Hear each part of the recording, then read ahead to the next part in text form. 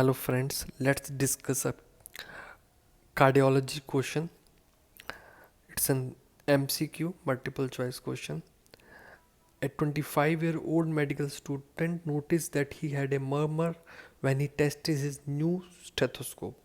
On assessment in cardiology clinic, he was found to have harsh systolic murmur over his precordium, which did not change with inspiration.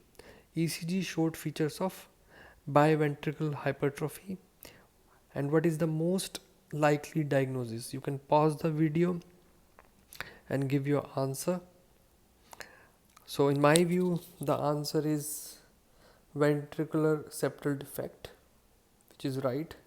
Let's go through the explanation.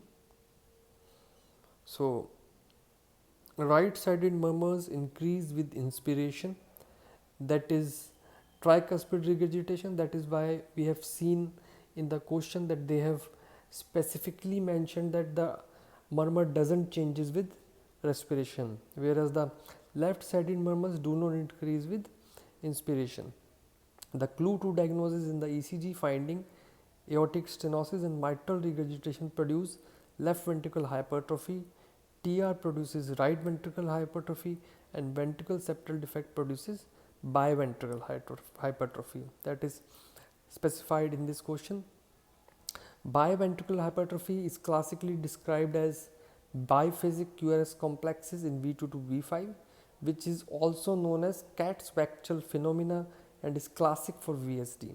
In other cases, biventricular hypertrophy on an ECG consists of features of LVH, that is S wave seen in V2 and R in V5 more than 35 mm, and features of RVH. RVH is seen as right axis deviation, tall biphasic QRS complexes, and multiple leads and deep S waves in V5 to V6.